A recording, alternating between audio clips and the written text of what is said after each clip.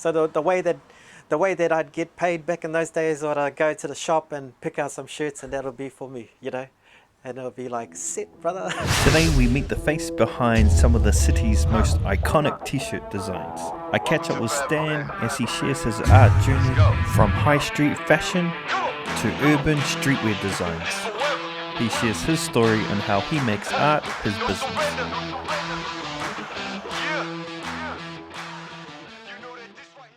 Back in the 90s, we did that stuff. We did the Pacifica stuff there, and then it finished from about 95.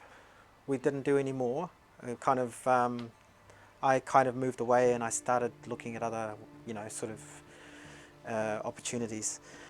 But not long after, it all obviously set something off. There was starting to get a flow. The brothers were getting hold of equipment. They were getting hold of ways to print their stuff, and they were controlling their businesses. Dealing with Fred Hiliki from Dawn Raid. I started with them actually just doing a little bit of design work on the side.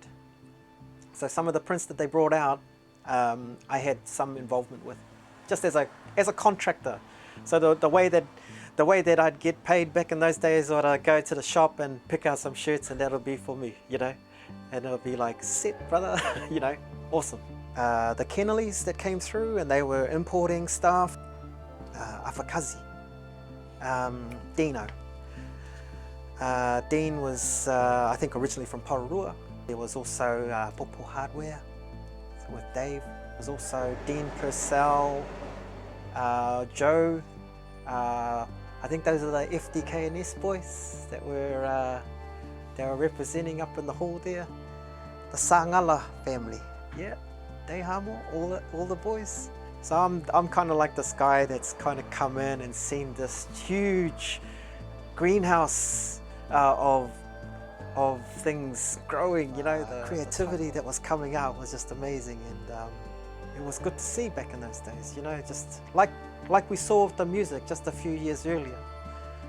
There was the same thing happened again with clothing, and people were realizing there was ways to turn the culture into something that could make a living. Back then in the early 90s, I went with that. I was going with patterns. I was going with the Pacifica style, the Māori pattern style. The tanikos and the koru designs and all of that stuff. That was our flavor, and it worked because it was like a style. But the boys started bringing in the new take on things. It was a bit more urban. It was taking the brands and flipping them and pulling them and twisting them. So that's what the boys are doing, and that to me was like, wow, that's amazing.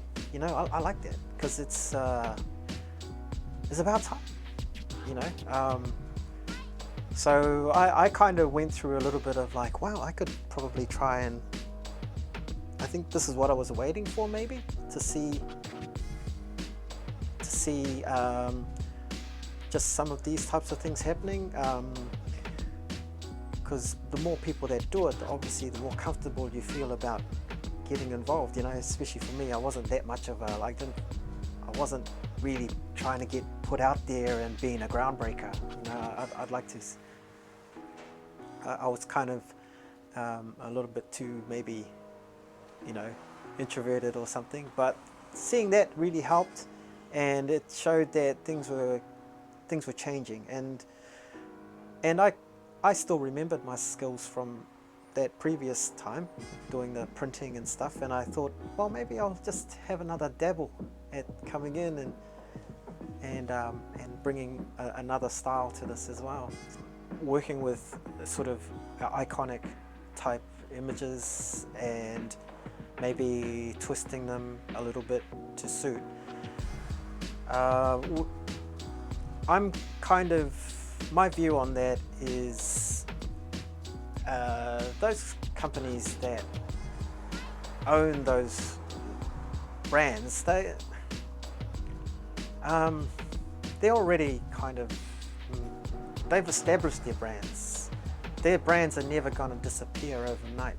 I think what we do is we actually help those brands along even more, because we've created word plays, imagery that it's not negative. It doesn't show them as corporations that are negative. It's almost like an appreciation. But then at the same time, we're taking back a little bit of our ownership of, we've all owned those products. We've paid money for them. We've supported them. We've marketed their stuff out there as well. So I think it's part of the give and take of being a consumer of products.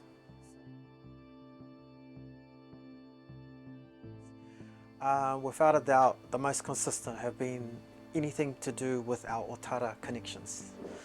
You know, the design that we have at the moment, we've got a couple of them, but the one that's the most long-lived and classic, I suppose, is the Otara Love. 274 24/7. That's the little sort of tagline that we came up with, and people really connected to that. It was like a thank you to Otara for being what it is, the markets. When we did it, it was kind of like the feeling that I had when I was designing. It was, man, you know, that place has been a living for me to, you know, not a out there sort of. It's just kept everything going, and you know, just kept it real for us for so long. So that was the whole purpose of that design, and people responded in kind. They liked it, and it's been one of our more popular ones. People came up to us with regard, you know, and just said, "Oh, that t-shirt's got love on it," and they didn't like it for that. And I said, well, if you look at the picture, it's love, but it's got knives sticking through the hearts and stuff, and it's kind of like in a tattoo style, and it's meant to be something that's a little bit edgy, and I just wanted to show a little bit of what I felt, and that was the love for, you know, what Otara market meant. It was a way that it's been like that for such a long time. It's allowed people to go there and create. People talk about Otara in a way, some of the history has not been easy, and some of the events attached to that.